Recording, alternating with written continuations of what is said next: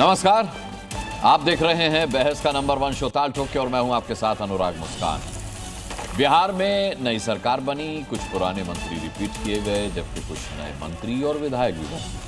अब भवन निर्माण विभाग ने नई सरकार के विधायकों और मंत्रियों को आवास आवंटित किया, लेकिन आवास आवंटन में राबड़ी देवी का पता बदल गया।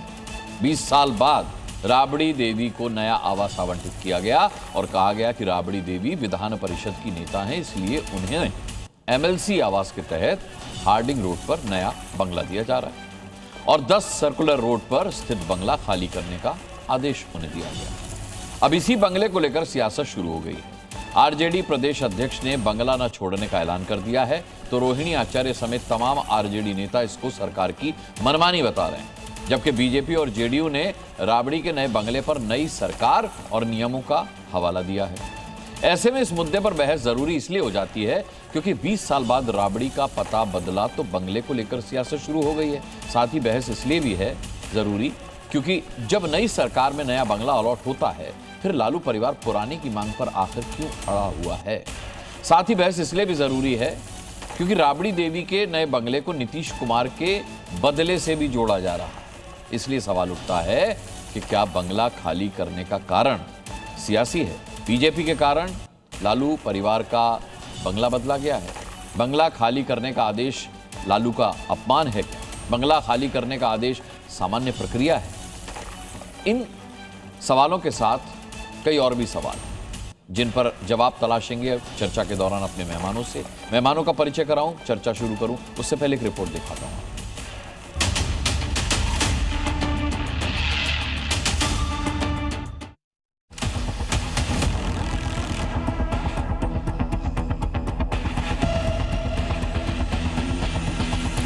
ये अपमान है, अपमानित किया जा रहा है जानबूझ करके राजनीतिक उद्देश्य के कारण। जो कुछ करना होगा किया जाएगा, लेकिन डेरा नहीं खाली किया जाएगा।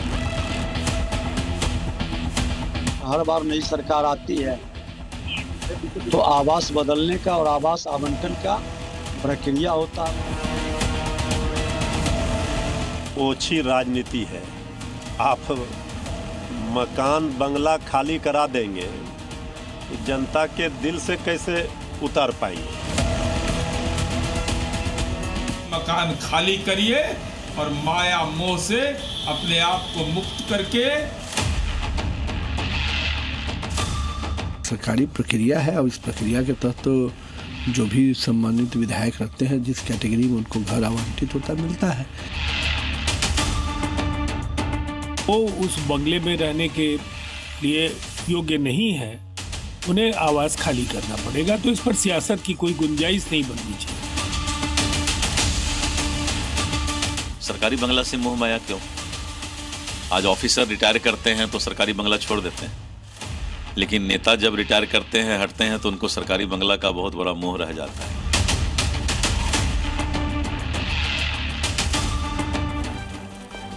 आइए चर्चा हम शुरू करते हैं। मैं एक परिचय करा के सीधे चर्चा में आता हूं। भारतीय जनता पार्टी के प्रवक्ता तुहिन सिन्हा हमारे साथ जुड़ चुके हैं। जेडीयू के नेता सत्यप्रकाश यहां स्टूडियो में मेरे साथ मौजूद हैं। इसके अलावा आरजेडी के प्रवक्ता जयंत जिज्ञासु हमारे साथ जुड़ेंगे। एलजेपीआर के प्रवक्ता धीरेन्द्र कुमार हमारे साथ आज डिबेट का हिस्सा रहेंगे। वीआईपी से प्रवक्ता सुनील सिंह हमारे साथ आज इस डिबेट में होंगे और वरिष्ठ पत्रकार अरविंद मोहन यहां मेरे साथ स्टूडियो में मौजूद हैं। हमारे साथ हमारे संवाददाता प्रशांत झा भी लोकेशन से इस वक्त जुड़े हुए हैं। मैं सबसे पहले उन्हीं का रुख करूंगा। प्रशांत, क्या अपडेट है इस पूरे विवाद पर? सबसे पहले आपसे यही जानना चाहूंगा। देखिए अनुराग, सबसे बड़ी बात क्या है कि जो फैसला बिहार सरकार के भवन निर्माण विभाग ने किया है, उसके बाद से आज जो आरजेडी के प्रदेश अध्यक्ष ने कहा है कि चाहे कुछ भी हो जाए बंगला खाली नहीं करेंगे, जबकि सरकार ये कह रही है कि ये बंगला राबड़ी देवी को खाली करना पड़ेगा, क्योंकि जब 2019 में 19 फरवरी को पटना हाईकोर्ट ने एक डिसीजन दिया था, जिस डिसीजन में ये कहा था कि बिहार के किसी भी पूर्व मुख्यमंत्री को कोई भी बिहार में सरकारी बंगला नहीं दिया जा सकता है। उसके बाद ये बंगला राबड़ी देवी को विधान परिषद में विपक्ष के नेता के नाते दिया था। अब चूंकि इस बिल्डिंग को हटा करके 39 जो हार्डिंग रोड का बंगला है उसको कर्णांकित किया गया है, उसको आइडेंटिफाई किया गया है, एयर मार्क कर दिया गया है कि अब विधान परिषद में जो भी विपक्ष के नेता होंगे उनको 39 हार्डिंग रोड में रहना होगा। अब सवाल ये है कि जब तेजस्वी यादव यहाँ पर चुनाव में पराजित हुए उसके बाद से ये सरकार का फैसला कह रहे हैं कि ये बदले की बात है, लेकिन सरकार ये फैसला अपने तमाम जो निर्णय है उसके मुताबिक कर रही है। अनुराग, ठीक है, मैं आपके पास लौटूंगा। प्रशांत, रुपेंद्र हमारे साथ है। रुपेंद्र, आप कहां पर हैं और क्या अपडेट है आपके पास? देखिए, अभी हम तेज प्रताप यादव के आवास के बाहर हैं और देखिए तेज प्रताप यादव का ये आवास है 26 स्टैंड रोड है और साफ तौर पर देखा जाए तो तेज प्रताप यादव का जो आवास है वो अब उसको भी खाली करना है, क्योंकि ये भी आवास जो है मंत्री को अलॉट कर दिया गया है। और ख़ास करके बात करें तेज प्रताप यादव की तो वो पहले बार महुआ से विधायक रहे, उसके बाद वो हसनपुर से विधायक रहे और फिर इस बार क्योंकि आरजेडी से वो अलग हो चुके थे, 6 साल के लिए निष्कासित कर दिया गया था। उसके बाद तेज प्रताप यादव जो है वहाँ यहीं पे रहते थे। तो अभी जो हमें इन्फॉर्मेशन है कि तेज प्रताप यादव जो है वो अभी यहाँ पर मौजूद हैं और उन्होंने जो है बंगले को खाली नहीं किया है। तो साफ तौर पर उनको भी बंगला खाली करने का सरकार ने ऑर्डर दे दिया है, उनको भी नोटिस मिल चुका है। जी ठीक है, मैं दोनों ही संवाददाताओं के पास लौटूंगा, लेकिन अब डिबेट की शुरुआत करते हैं और अपने मेहमानों का रुख करते हैं। तुहिन सिन्हा जी, अब सवाल यह है कि राबड़ी देवी के हवाले से कह दिया गया है कि बंगला तो हम खाली नहीं करेंगे। सवाल यह है कि मुझे समझ में नहीं आता कि नेताओं को जिस बंगले में वो रहते हैं, सत्तारूढ़ रहते हुए, वो पेंशन में क्यों चाहिए होता है। लेकिन क्या कीजिएगा, राबड़ी देवी तो अब जिद पर अड़ गई है कि बंगला तो खाली नहीं किया जाएगा, तो क्या होगा फिर? अब नमस्ते अनुराग जी, सबको नमस्ते। देखिए, लोकतंत्र में आपका राजनीतिक कद जो है वो सीधे सीधे जो है जनाधार पर अनुपातिक होता है, डायरेक्टली प्रोपोर्शनेट होता है जनाधार से। तो जो आज से 20 साल 21 साल पहले मुख्यमंत्री थे, परंतु आज जो है जिनका राजनीतिक कद जो है वो 10% उसकी तुलना में रह गया है, मेरे ख्याल से उनको भी जो है हकीकत का एहसास होना चाहिए और स्वयं उनको छोड़ना चाहिए। देखिए, 2016 में सुप्रीम कोर्ट का भी निर्णय है, उत्तर प्रदेश सरकार के संदर्भ में एक केस आया था जिसमें बहुत स्पष्ट निर्णय है कि एक मुख्यमंत्री जब मुख्यमंत्री के पद पर नहीं रहता है तो उसको वही आवास देने की कोई ऑब्लिगेशन सरकार की नहीं है। इसके उपरांत 2019 में भी पटना हाई कोर्ट ने उस 2016 के जजमेंट को आधार बनाते हुए बिहार सरकार के संदर्भ में भी इसी जजमेंट को लगभग दोहराया है। तो ये लोग पहले तो पढ़ते लिखते नहीं है, एक पात्रता की मानसिकता है, वही पात्रता की मानसिकता जो कांग्रेस पार्टी में है। लेकिन हमारा जो 2014 के बाद एक बहुत स्पष्ट आउटलुक हमारा रहा है, इलीगल स्क्वाटिंग को हम कहीं पर भी बर्दाश्त नहीं करेंगे। लुटियंस में ही आपको पता है कि 1,500 बंगले खाली कराए गए थे। प्रियंका गांधी को भी अपना बंगला खाली करना पड़ा था क्योंकि इसी प्रकार की इलीगल स्क्वाटिंग वहां भी चल रही थी। अखिलेश यादव को जब खाली करना पड़ा तो क्या क्या तोड़फोड़ और क्या क्या लेके गए वो भी आपने देखा है। तो पता नहीं क्या पात्रता की मानसिकता है इन लोगों में, इनको स्वयं छोड़ना चाहिए और नहीं छोड़ने का तो कोई सवाल ही नहीं उठता है। ठीक है, जयंत जिज्ञासु आरजेडी से हमारे साथ हैं, मैं उनके पास रुख करता हूं, फिर सत्य प्रकाश जी के पास आऊंगा। जयंत जिज्ञासु जी, ये धमकी क्यों दी जा रही है कि भाई हम बंगला खाली नहीं करेंगे? बिहार में कोई जंगल राज थोड़े है जो आप बंगला खाली नहीं करेंगे। और दूसरी बात, बदले की भावना इसे क्यों कहा जा रहा है? नहीं, बिहार में किस तरह का राज है उसको देश दुनिया के लोग देख रहे हैं और बदले की भावना हम नहीं कह रहे, बिहार का जो जनसाधारण है वह कह रहा है कि ये कोई राजनैतिक विद्वेष या वैमनस्य का मामला जो हमारे सामने दिखाई पड़ रहा है। मैं नियम कायदे की बात तुहिन सिन्हा जी ने कही। एक बात तो मैं स्पष्ट कर दूं कि जहां रहेगा वहीं रोशनी लुटाएगा, किसी चढ़ाक का अपना मकान नहीं होता। और लोकतंत्र में आवास बदलते रहते हैं, इरादे नहीं बदलते, संघर्ष नहीं बदलता। तो हम कह रहे हैं कि लालू प्रसाद जी उसी जद्दोजहद संघर्ष के प्रतीक हैं। लेकिन क्या नियमों की दुर्व्याख्या होगी, मनमानी व्याख्या होगी? नियम अपने तरीके से गर्दनियां दे के नियम को थोपा जाएगा या लागू कराया जाएगा? मैं आपसे जानना चाह रहा हूं कि लाल कृष्ण आडवाणी जी देश के गृह मंत्री रहे, लुटियन में बंगला खाली कराने की बात इन्होंने कही, 2019 की ही बात है। उनका 30 पृथ्वीराज रोड स्थित आवास किस नियम की व्याख्या के तहत कायम है? रायसीना रोड स्थित मुरली मनोहर जोशी जी, जो भाजपा के भी अध्यक्ष रहे, जनसंघ के समय से नेता हैं, शिक्षा मंत्री देश के थे, उनका आवास किस नियम के तहत कायम है? और जो हमारे बीच नहीं है उनको भी तीन मूर्ति लेन में आवास किस नियम के तहत कायम रखा गया था? जसवंत सिंह जी का। तो हम कह रहे हैं आप कहीं पर सुरक्षा कारण बता देंगे, कहीं सेहत का हवाला दे देंगे, सारा निजाम आपका है, कायदा आपका है, जैसे आप चाहे कर लें।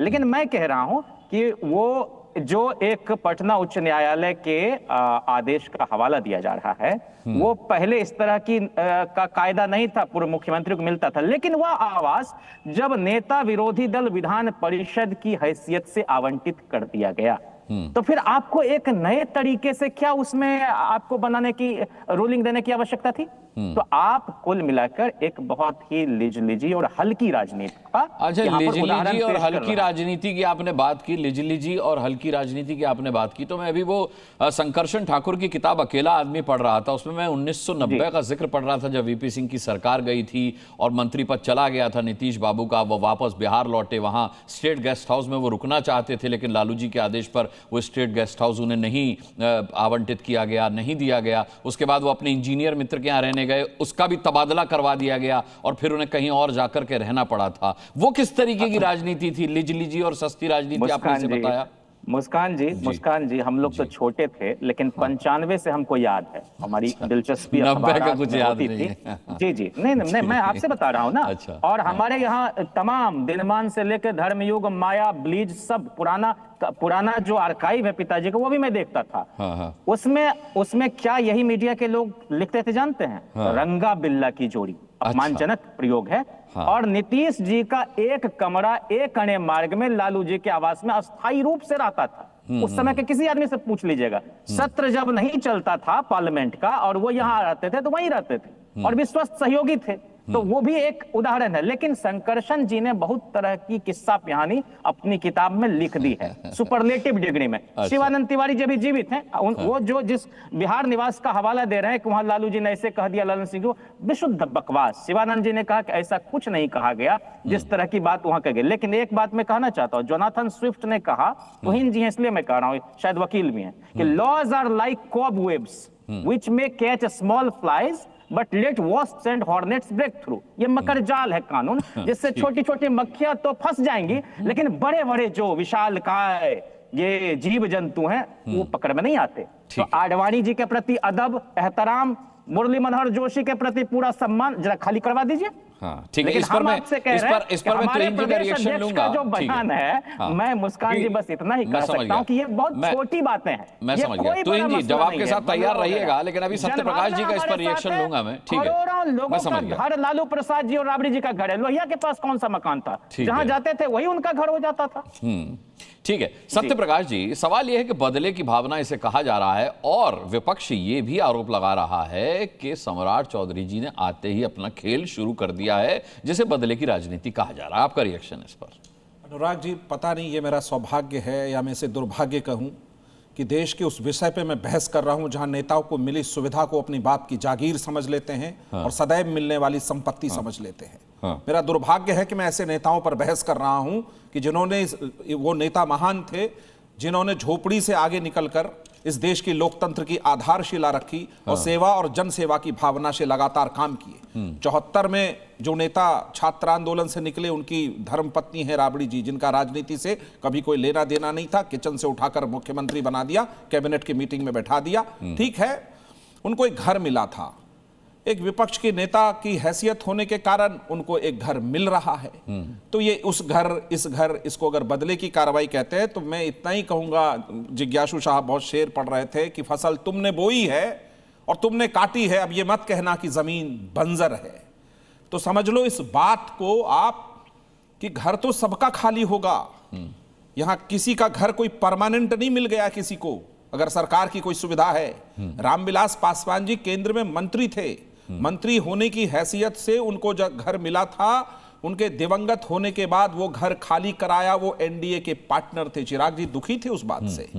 तो घर सबका खाली होगा। जो जहां रहते हैं उसको अपना निजी जागीर मत समझ लीजिए। राबड़ी जी तो सत्यप्रकाश जी 20 साल से मुख्यमंत्री नहीं है, अब क्यों घर खाली कराया जा रहा है? एक्शन तो पहले ले लेना चाहिए। उस बिंदु पर आता हूं। दादा पता नहीं जागीर क्या बोल रहे हैं सत्यप्रकाश जी, ऐसे ही विधायिका की गरिमा गिर रही है। आप एक भले मानस हैं, ये काम मत करिए। आप बोलेंगे, आपकी बारी आएगी, आप बहुत खूबसूरत बोलेंगे। अब क्या है कि उनको घर मिला था 2019 में, पटना हाईकोर्ट का एक जजमेंट आया, उसको फॉलो नहीं किया। अगर उसको फॉलो कर रहे हैं और उनको 39 हार्डिंग रोड में एक 2 एकड़ का अच्छा घर दे रहे हैं, विपक्ष के नेता होने की हैसियत से उनको तकलीफ किस बात की है भाई? मतलब अब वही घर चाहिए, ये वाला नहीं वो चाहिए, क्या चल रहा है? रेस्टोरेंट है, मेनू कार्ड है कि ये वाला बटर पनीर लगा दो, वो वाला मिर्च मसाला लगा दो, वो तो है नहीं। सरकार अपने जिस भी फैसले के कारण जो भी चीज आवंटित करती है उसके ध्यान में सारी बातें रहती हैं। और चौधरी अजीत सिंह जी का भी घर खाली कराया गया, तो उस समय भी बहुत आंदोलन जैसा वहां पे क्रिएट कर रहे थे जो लोग। तो इस बात को समझिए, ये देश और आपके घर से बड़ा मकसद है इस सरकार का। आपका घर मकसद नहीं सरकार का कि आप कहेंगे बदला ले रहे हैं। बदला तो चुकाइएगा वहां कोर्ट में, जहां नौकरी के बदले जमीन खा के बैठे हुए हैं जो लोग, वो जाकर जवाब दें वहां कि जमीनें खाने वाले लोग। मैं दूंगा प्लीज, 5 तारीख खाने वाले लोग ये ना बताएं कि बदला लेंगे। और देखिए उनकी दबंगई देखिए, उनके प्रदेश अध्यक्ष घर तो खाली ही नहीं करेंगे, अरे वाह, इशू बनाएंगे इस चीज को। कायदे से आदर से आपको घर मिला है राबड़ी जी को, वो विपक्ष की नेता हैं, इस हैसियत से संविधान में उनका सम्मान है, सरकार ने उनको घर दिया है, उनको उस घर में जाना चाहिए। एक साधारण सा आग्रह है, नहीं जाएंगे कानून में जो लिखा होगा कार्रवाई वो होगी। ठीक है, जयंत जिज्ञासु अब काउंटर दीजिए। बहुत संक्षेप में सत्यप्रकाश जी ने तो जो बोलना था उन्होंने अपनी शैली में बात रखी, लेकिन मैं अब भी कह रहा हूं कि पार्लियामेंट के प्रति, लेजिस्लेचर के प्रति लोगों के मन में जो सम्मान रहा है उसको गिराने का काम कुछ लोगों ने आरएसएस प्रायोजित आंदोलन के जरिए 2011 में भी किया था। हम कह रहे हैं कि हमारे संविधान निर्माताओं ने यह सोचा था, और मैं इस बात को बहुत जिम्मेदारी के साथ कहना चाहता हूं कि सारे लोग कर्तव्य परायणता के साथ काम करेंगे। और इतना बड़ी कंस्टिट्यूएंसी रहती है, लोग आते हैं, कभी कहा जाएगा कि पेंशन क्यों बढ़ता है, कभी कहा जाएगा कि भत्ता क्यों, बिल्कुल बढ़ना चाहिए, क्योंकि वो उसके बगैर अगर कोई और उद्योग धंधा है तो मैं नहीं जानता, लेकिन अगर विशुद्ध राजनीतिक कर्म के जरिए कोई सार्वजनिक जीवन में है तो मैं समझता हूं कि ये सोचकर ही उनको सुविधाएं दी गई थी, आवासीय से लेकर बाकी तमाम। लेकिन एक बात आपके संज्ञान में लाना चाहता हूं, ये मुख्यमंत्री नीतीश कुमार जी हैं, कितने आवास को तोड़ के मर्ज कर दिया अपने एक अने मार्ग में, बगल का 3-4 बिल्डिंग को तोड़ा गया। पता नहीं वहां कौन कौन से लोग रहते हैं, कौन से मुलाजिम, कौन से माथत, किनको उपकृत किया जाता है। तो इनका खुद तो जो एक कह रहे हैं कि वो खत्म ही नहीं होता, इच्छाओं की पूर्ति इनकी हो ही नहीं पाती। 5-4 बंगले को तोड़ के एक में मिला लिया मुख्यमंत्री जी ने, और ये कह रहे हैं मुख्यमंत्री जी के अपरिग्रह की बात कर रहे हैं, ये अपरिग्रह की बात कर रहे हैं। बताइए, हम लोग तो संचय संग्रह की प्रवृत्ति से दूर राजनीति को चलाना चाहते हैं। तुहिन जी के पास जाता हूं, फिर सुनील सिंह के पास जाऊंगा। ठीक है, जिज्ञासु जी ने नहीं तुहिन जी मैं आता हूं आपके पास। सत्यप्रकाश जी, जिज्ञासु जी ने बहुत सही बात छेड़ दी है। उन्होंने कहा है कि मुख्यमंत्री के आवास को बड़ा किया गया, क्षेत्रफल बढ़ता ही जा रहा है। रुक जाइए। ये बेनामी संपत्ति वाले लोग जिनका न्यू फ्रेंड्स कॉलोनी में एक संपत्ति सीज हुआ, और वो एरिया दिल्ली में जहां एक बड़ा फार्म हाउस सीज हुआ है, पटना में कई बेनामी संपत्ति वाले लोग वो ये बता रहे हैं कि सरकारी आवास में कौन, अगल बगल के चीजों को सरकारी आवास में मिलाया जा रहा है। आपको मालूम है कि नीतीश जी के नाम पे सिर्फ एक छोटा सा फ्लैट है, और पता है आपको जिज्ञासु जी कि लालू जी के नाम पर क्या है, लालू जी के नाम पर क्या पता नहीं, बेनामी बहुत है, और ईडी ने सारे बेनामी संपत्ति को सीज किया है। थोड़ा नैतिकता रखिए। आप चूंकि जहां से पढ़े लिखे हैं, आपकी भाषा से लगता है कि आप थोड़ी नैतिक बात रखेंगे, लेकिन आपकी मजबूरी है। सत्यप्रकाश जी, आपने ध्यान नहीं दिया, वो अश्लीलता मजबूरी है कि राजद का डबल बजाने में वो नैतिकता भूल जाते हैं। इसमें अश्लीलता कहां से आ गई, मुझे ये बताइए। इसमें आपने अश्लीलता शब्द का, इसमें अश्लीलता कहां से आ गई? प्रदर्शन है ये, राज सत्ता। मैं कह रहा हूं 7 RCR में प्रधानमंत्री जी हैं, वो अगल बगल के 4 आवास को तोड़ के प्रधानमंत्री निवास में अगर मर्ज कर दे, इसको क्या आप अच्छा मानेंगे? नहीं, जिज्ञासु जी, मैं आपको एक जानकारी अच्छी तरह से दे दूं, पहले उस पर जवाब दीजिए कि लालू परिवार की जितनी बेनामी संपत्ति ईडी ने सीज की है, आप कैसे सर उठाकर उस पर वकालत करते, कैसे बात कर लेते हैं? अगर कोई सरकारी आवास अगर छोटा बड़ा हुआ वो सरकार की मर्जी है, लेकिन बेनामी संपत्ति तो नहीं है ना नीतीश जी के नाम पर। बेनामी संपत्ति नहीं है और उनके निजी संपत्ति में तो एक छोटा सा द्वारिका में फ्लैट मात्र है। आपको ये मालूम भी नहीं होगा शायद। ललन सत्य प्रकाश जी, छोड़िए इस बात को। अभी राबड़ी देवी के बंगले पर रहते हैं, अभी राबड़ी देवी उस पर भी चर्चा कर लेंगे। ठीक है, ठीक है, दोनों का हो गया। अब तोहिन जी आपसे एक जवाब ले लेता हूँ। देखिए ठीक है, तोहिन जी जसवंत सिंह के घर की बात की है, मुरली मनोहर जोशी जी के घर की बात की है और लाल कृष्ण आडवाणी जी के घर की बात की है जयंत जिज्ञासु ने, और इस पर जवाब मांगा है कि किस विशेष परिस्थितियों के चलते नियम कायदे कानून सबको ताक पर रख दिया गया इनके लिए।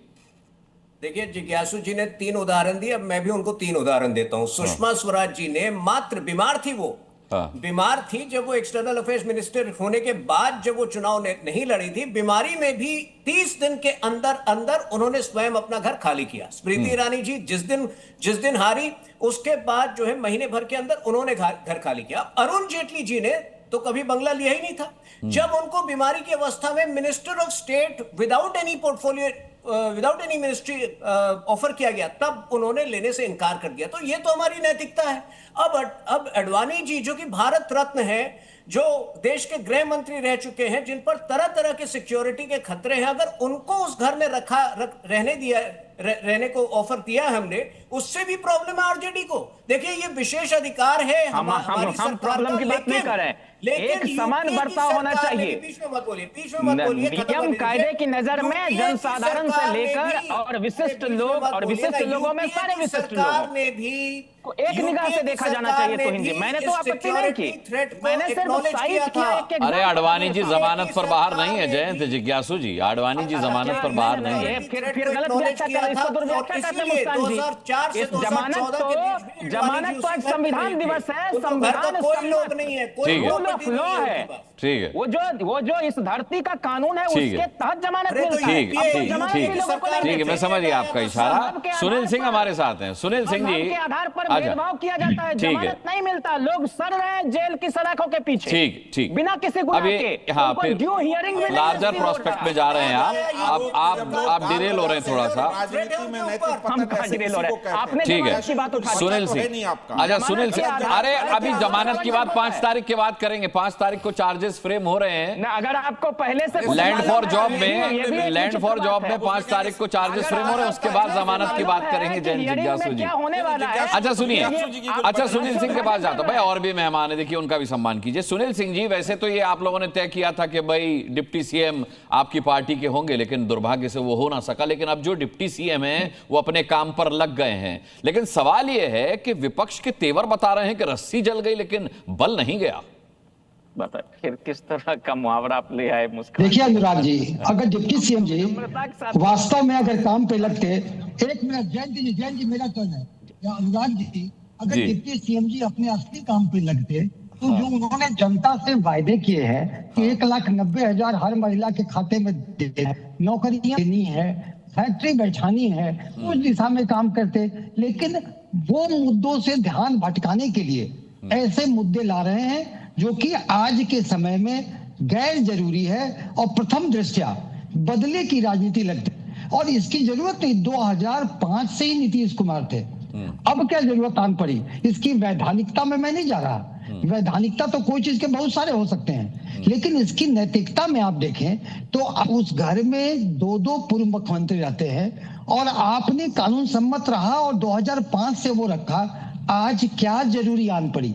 एक ही चीज है कि भाजपा और एनडीए सरकार को मूल मुद्दे से जनता का ध्यान का भटकाव से वो जितने वायदे किए। एक बात बताइए, अगर राबड़ी देवी अपना बंगला छोड़ करके नए आवंटित बंगले में जाती हैं तो इससे मुद्दों से ध्यान कैसे भटक जाएगा? ये मेरी समझ में नहीं आया। सुनील जी, हाँ, ये मुद्दों से ध्यान, अनुराग जी, मुद्दों से ध्यान ऐसे भटक जाएगा कि हम जो डिबेट आज करते कि भाई महिलाएं उत्साहित हैं, उनको 10,000 रुपया मिला है और 1,90,000 का वो बाकी रुपये का वो वेट कर रही हैं, तो ये मुद्दे पर हमारा डिबेट होता, इतनी महिलाओं का इंटरव्यू करते, लेकिन डिबेट क्या हो रहा है? अगर राबड़ी देवी ये नहीं कहती कि मैं बंगला खाली नहीं करूंगी तो फिर ये डिबेट होती नहीं। आप समझ रहे बात को? इसका जवाब देने दीजिएगा। नहीं, सुनील जी बात पूरी कर ले। हाँ, देखिए, बंगला खाली करने, हाँ जी अनुराग जी, बंगला नहीं खाली करने का मैं समर्थन उस वाक्य का नहीं कर सकता, क्योंकि मैं उस पार्टी का प्रवक्ता नहीं हूँ। वो तो जिन्होंने दिया है वो देंगे, लेकिन मैं कह रहा हूँ कि ये पूरी तरह आज के दिन में गैर जरूरी है और प्रथम दृष्टया बदले की राजनीति है, और जनता को जानने का हक है कि भाई जो आपको 2005 से आपको जरूरत नहीं लगी, वो आज क्यों जरूरत लगी। ये प्रथम दृष्टया आप किसी को एक सम्मान करना, मुझे नहीं लगता सुनील जी कि जनता इस बात में इंटरेस्टेड रहती है कि कौन किस बंगले में रह रहा है और किसे किस बंगले से निकालकर कहां शिफ्ट किया जा रहा है। मुझे लगता है कि जनता इस मामले में लीस्ट इंटरेस्टेड रहती है। धीरेन्द्र कुमार जी का रुख करूंगा एलजेपीआर से। धीरेन्द्र जी, इस तरह अभी से बदले की राजनीति, मैं आता हूं सुनील जी। धीरेन्द्र जी, बदले की राजनीति कहा जा रहा है, लेकिन एनडीए के शासनकाल में ऐसे कई उदाहरण मिलते हैं। अभी हम सत्यप्रकाश जी से बात कर रहे थे गेस्ट रूम में, तो कि कई लोगों को, घटक दलों को सरकार में रहते हुए बंगले बदलने के आदेश दिए गए और उन्होंने बदले हैं। रामविलास जी, चौधरी अजित सिंह जी, इन दोनों के बंगले खाली कराए। ये बिल्कुल सही बात है कि बंगला आप जब सरकार की सेवा कर रहे हो तो उसके अनुसार में हमारे नेता आदरणीय चिराग पासवान जी ने भी बंगला 12 जनपद था उसको बदला था, और ये एक सामान्य प्रक्रिया है। और इसमें देखिए, अब राष्ट्रीय जनता दल को उन्होंने अपना जनाधार खो दिया है। वो बंगले के बहाने जो बची खुची थोड़ी बहुत उनकी जनाधार है, वो इसी बहाने विक्टिम कार्ड खेलना चाहते हैं। अच्छा। अरे भाई, आप आवास की बात करते हैं, आपके लोगों के लिए तो कारावास है, तो कारावास से तो आपने बिल ले लिया है। अब सरकार की सुविधा, नीतीश कुमार जी तो उन्होंने इतना अच्छा काम किया कि उन्होंने तो पूर्व मुख्यमंत्रियों को यह सुविधा प्रदान की, लेकिन उच्च न्यायालय ने इस पर रोक लगा दी। अब इसको उच्च न्यायालय का भी ये लोग अवमानना करना चाहते हैं। सरकार के लोग इसमें कहीं से नहीं इन्वॉल्व है। आपने भी अपने संबोधन में कहा था अनुराग जी। अब ये कोर्ट और सरकार दोनों में फर्क नहीं समझते हैं। फिर थोड़ी देर के बाद इनके प्रवक्ता बोलेंगे कि कोर्ट भी यही चला रहे हैं, चुनाव आयोग भी यही चला रहे हैं, सरकारी संस्थाएं भी यही चला रहे हैं। तो एक्चुअल में इन लोगों को संवैधानिक बात, आज संविधान दिवस है और मैं आपको भी इसकी बधाई देता हूं, सभी पैनलिस्टों को, लेकिन संविधान दिवस के अवसर पर भी असंवैधानिक मांगे, असंवैधानिक सोच ये राष्ट्रीय जनता दल और उनके सहयोगी करते रहे और आगे भी करते रहेंगे। आप देखिए ना, लालू प्रसाद जी को कायदे से तो सरकारी किसी बंगले में पैर भी नहीं रखना चाहिए, लेकिन बावजूद पत्नी का सहारा लेकर के रह रहे हैं। चलिए, ये तो उदारता है सरकार का। सरकार कोई कठोर कदम नहीं उठाती है और अपनी पुरानी दोस्ती को आज भी वो निभा रहे हैं। लेकिन कोर्ट ने आपको अगर कहा है तो बाइज्जत उसको खाली कर देना चाहिए। आवास में क्या रखा हुआ है? आप जनता के दिलों में आवास बनाइए ना। जो लोग डरते हैं आप, ये अच्छी बात, जो लोग आपको वोट नहीं करना चाहते हैं, लेकिन आप लोग जी मैं 10 सेकेंड और लूं क्या? हाँ, ले लीजिए। मैं यही कहना चाह रहा था ना कि ये लोग विक्टिम कार्ड खेल रहे हैं, चूंकि MY समीकरण भी अब इनका ध्वस्त हो चुका है अनुराग जी। अब उस 2 अक्षर में भी ये अपना जनाधार किसी तरह से बच जाए, ताकि लोग कहे कि हमारा सामान कोर्ट ने फेंकवा दिया, सरकार ने, कोर्ट का तो नाम भी नहीं ले रहे हैं कि सरकार ने फेंकवा दिया। इस सब तरह की चीजों को आज भी ये करना चाह रहे हैं, लेकिन हम लोग सतर्क हैं। कोर्ट अपना काम करेगी। हम चाहेंगे कि बहुत शांति से और मर्यादित तरीके से नेता विरोधी दल और उनका परिवार रहे। ठीक है अरविंद मोहन जी, अब सवाल ये, मैं आ रहा हूं जैन जिज्ञासु, समय है हमारे पास, मैं आऊंगा आपके पास। अरविंद मोहन जी, अब सवाल ये है कि ये वाकई में विपक्ष की तरफ से खेला जा रहा विक्टिम कार्ड है या फिर सरकार की तरफ से खेली जा रही राजनीति है? देखिए, मैं जितना जानता हूं, बंगले का खेल हर बार सरकार बदलने में होता है। और निकाले जाने वाले और निकलने वाले, इन सब में बहुत फर्क रहता है। वो कुछ लोग हैं जो रहते ही रहे हैं। पटना का खेल जो मैं जानता था यहाँ, हालांकि दिल्ली में हूँ बहुत लंबे समय से, कि जो लोग चुनाव जीतते हैं या जीतने का भरोसा रहता है, वो बंगला कब्जा करना शुरू कर देते थे। और ये केंद्र प्रकार फिर उन्हीं को मिल जाता, अलॉट हो जाता था। कई में मूर्ति बन गई। पटना का खेल यही होता था, अलॉटमेंट बाद का है, पहले कब्जा शुरू हो जाता था।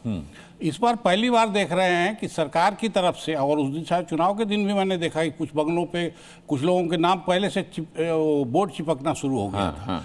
तो ये अगर ऊपर से खेल शुरू हुआ है तो ये एक बदलाव है। अच्छा है बुरा है ये मैं नहीं कहूँगा।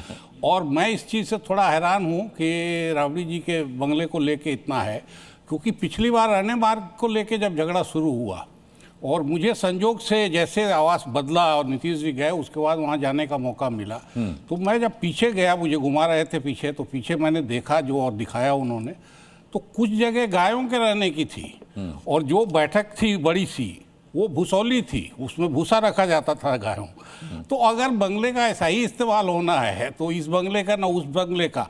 लेकिन तब भी मैं ये कहूँगा कि अगर बंगले से इज्जत प्रतिष्ठा नहीं जुड़ी हुई हो, साइज से, खास तौर से लोकेशन और साइज से, तो ज़्यादा डिस्टर्ब करने की ज़रूरत नहीं है। वो पुरानी चीफ मिनिस्टर हैं कोई, वो भी, और पुराने चीफ मिनिस्टर को आवास देना मेरे ख्याल से नियम है, और लीडर ऑफ अपोजिशन है वहाँ, तो इस पुराने चीफ मिनिस्टर को आवास देने का नियम है हर जगह। तो आवास दिया तो क्या है सर? अगर एक आवाज से नहीं, अगर एक आवाज से निकाला जा रहा है तो दूसरा दिया भी जा रहा है अरविंद जी। नहीं, तो वही मैं कह रहा हूँ कि अगर साइज का बहुत फर्क ना हो, बहुत, क्योंकि हर बंगले में अभी रामविलास जी के लिए दो लोग बोल रहे हैं। जब रामविलास जी का बंगला खाली कराया गया, जब मीरा कुमार का बंगला खाली कराया गया, क्या बवाल मचा, और ऑलमोस्ट बवाल कुछ ऐसा मच रहा था जैसे वहाँ कुछ हीरा मोती गाड़ा हुआ है। इसके लिए लोग परेशान हैं कि वो बंगला वहाँ चला जाए।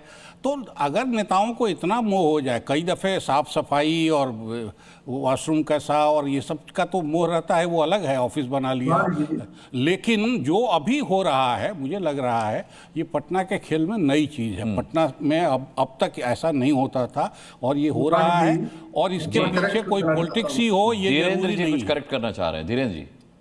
करेक्ट ये करना चाह रहा हूं कि पूर्व मुख्यमंत्री के लिए सुविधा आदरणीय नीतीश कुमार जी ने दी थी, जिस पर हाईकोर्ट ने रोक लगा दिया है। ये नेता विधान परिषद के प्रतिपक्ष के होने के नाते इनको बंगला दिया जा सकता है, न कि पूर्व मुख्यमंत्री के। सारे राज्यों में है मेरे ख्याल। अब बिहार में कोई नया नियम बन गया हो तो नहीं है।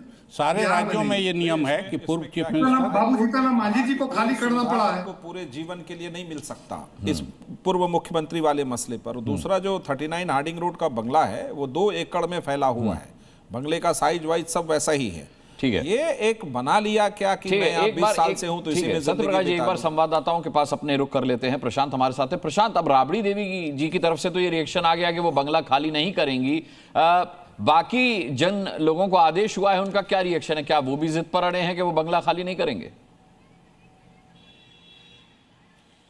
देखिए अनुराग, सबसे बड़ी बात है कि जिन लोगों को बंगला खाली करना है उसमें तेज प्रताप यादव भी है, उसमें राबड़ी देवी हैं, और बाकी और भी नंद किशोर यादव बीजेपी के पूर्व जो यहाँ विधानसभा अध्यक्ष रहे हैं, उनको भी बंगला खाली करना है और उन लोगों ने बंगला खाली करने की तैयारी कर दी है। तेज प्रताप यादव ने भी 4 दिन पहले से अपने बंगले को खाली करने की तैयारी में लगे हुए हैं। अच्छा। अब बात रही राबड़ी देवी की, तो आपको एक बात बता दें अनुराग कि राबड़ी देवी इस बंगले को खाली करने के लिए कभी भी मूड में नहीं थी, क्योंकि बंगला जो अंदर में जो इसका अलग से विकास किया गया उसमें कई और भी आउट हाउस बनाए गए, जिसमें तेजस्वी यादव के लिए अलग आउट हाउस रेनोवेशन हुआ है, पहले तेज प्रताप यादव के लिए बनाए गए थे।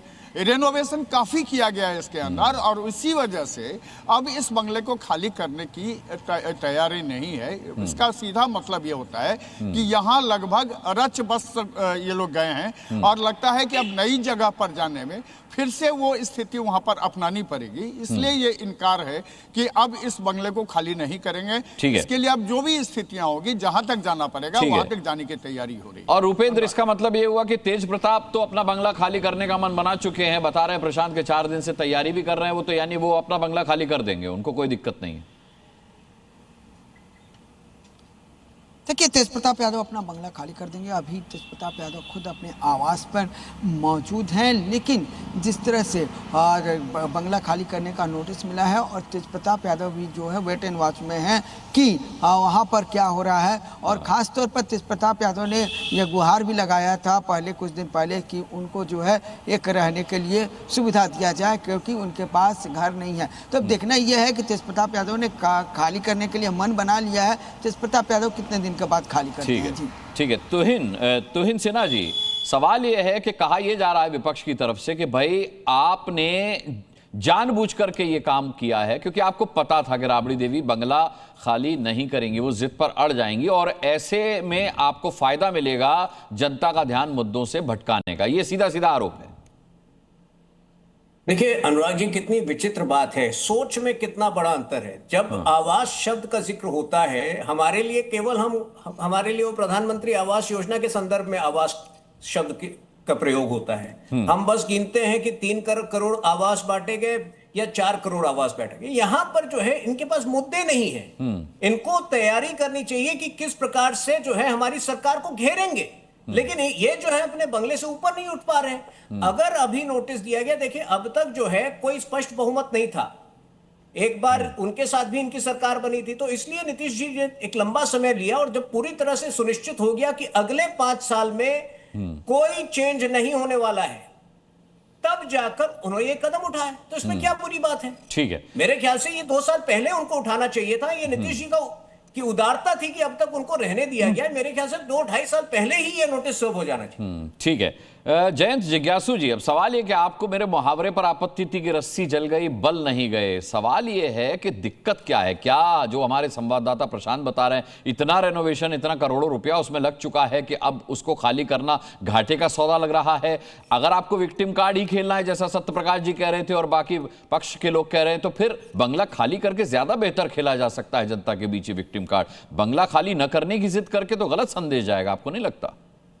देखिए, हम आशा और सामर्थ्य की राजनीति करते हैं, प्रलाप की और अपने पूर्ववर्तियों को कोसने की राजनीति हमारी नहीं कि 14 के बाद ही सूर्योदय हुआ देश में और 2005 के बाद ही सूरज उगना शुरू हुआ बिहार में। हम ऐसी बात नहीं करते। बेहतर तो ये होता कि आप उपेंद्र कुशवाहा जी की पार्टी से भी किन्हीं को यहाँ बुला लेते, उनकी बुजुर्ग माता जी सहित उनके सर्व सामान के साथ फेंकवा दिया उनको बंगले से बाहर। यह भी नीतीश कुमार जी की ही उदारता थी। आप यहाँ बुला लेते आरसीपी सिंह जी को भी, जो पता नहीं किस हैसियत से उनको आवास आवंटित किया गया था। आप सच में चाहते हैं कि मतलब जिसको बंगला मिले उसी में रह जाए सब दिन? नहीं, हम क्या कर रहे हैं? अरे आप सुन लीजिए सत्य प्रकाश जी, मैं भी आपको सुनूंगा। नहीं, क्यों नहीं, बिल्कुल। सरकार की मिलने वाली सुविधा पर कोई बाप की जागीर नहीं होती कि पूरी जिंदगी उसी में पड़े रहेंगे। बाप दादे पर मत जाइए ना। अरे सुनिए, बाप की जागीर न मेरी है न किसी और की है। सुनिए ना, जाना पड़ेगा क्योंकि इसके पुरखों और बाप दादाओं ने मिलकर जो लोकतंत्र बनाया ना, उसने ये कल्पना नहीं की थी कि कल का कोई नेता आएगा और एक बंगले पर अपनी राजनीति शुरू करेगा। कल कोई नेता आएगा कहेगा इसी बंगले में रहना है, खाली नहीं करेंगे। कल को कोई नेता आएगा कहेगा सरकार की सारी संपत्ति मेरी ही करनी पड़ेगी और बोलना पड़ेगा किसी की बाप की जागीर नहीं है। मुस्कान जी, इनको शोभा देता, इनके शब्दकोश इतने ही कंगाल है तो मैं इनकी मदद नहीं कर सकता। नहीं, एक चीज आपको बता दूं, शब्दकोश आपके जैसे हैं कि जबरदस्ती जंगल राज का प्रतिनिधित्व कर रहे हैं। कह रहे जबरदस्ती रहेंगे बंगले में, बंगला खाली नहीं करेंगे, कानून ठीक है। मुझे लगता है कि सरकारी आवास और बंगले को प्रतिष्ठा से नहीं जोड़ा जाना चाहिए। जयंत जिज्ञासु जी, बात साफ हो चुकी है कि इस जिद में कुछ नहीं रखा है। ये जिद आपको और गर्त में ले जाएगी। बंगला छोड़ने और न छोड़ने की जिद राजनीति का कोई बहुत अच्छा पहलू नहीं है। ये राजनेताओं को भी समझना चाहिए। अब उसमें करोड़ों रुपए लगे हैं, वो एक दुखती रग है, उस बारे में कुछ कहा नहीं जा सकता। बहरहाल हम अपनी डिबेट से ओवर जा चुके हैं, थोड़ा सा समय का ध्यान रखना चाहिए था। लेकिन बहुत बहुत धन्यवाद करना चाहूंगा सभी पैनलिस्ट को आज की डिबेट में शामिल होने के लिए। आप दर्शकों का भी ताल ठोक के देखने के लिए बहुत बहुत धन्यवाद। कल शाम 5 बजे फिर किसी मुद्दे के साथ ठोकेंगे ताल, पूछेंगे सवाल। तब तक के लिए अपना बहुत बहुत ख्याल रखिएगा और सुरक्षित रहिएगा। मुझे अभी के लिए इजाजत दीजिए।